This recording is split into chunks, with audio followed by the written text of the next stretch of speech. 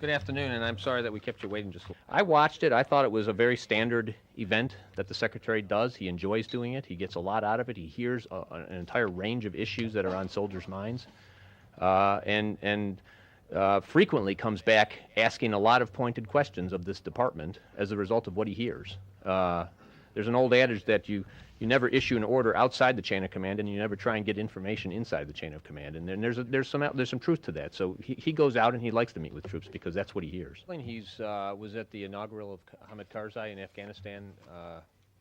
Do we know if this soldier will come under any admonishment or get a talking to by his commander, or I will he in any way be I don't know, General. Maybe that's something that's more for appropriate speaking out? No, that doesn't happen.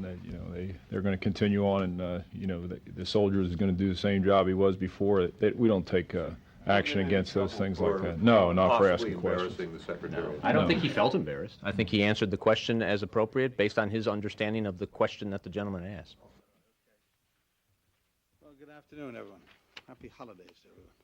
What's even more shocking than this statement in many ways is the apparent lack of concern showed by the administration for the critical shortfalls of protective equipment and body armor that are so vitally important if these young men and women are going to be able to complete their jobs. We obviously bear a responsibility to bring security to Iraq and to the Iraqi people. I would argue there's a heightened degree of responsibility to see to it that the men and women who go into harm's way receive the maximum amount of protection that they can have to do their jobs. Stop loss, and Rumsfeld says it's going to continue to be used. What do you think? It's now going to the third year here. And certainly while it takes some time to do this, when I found the objections being raised when it came to compensation for them, we had communities literally that were out buying equipment, body armor for troops going in, families doing it, packaging up material to send over.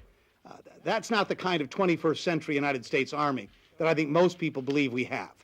And that while you're never going to be perfect, war is messy, it's never going to work exactly as you plan, it seems to me you ought to have the administration ought to be the one at this podium today talking about why we're going to get this job done, rather than a member of Congress calling upon them to get it done.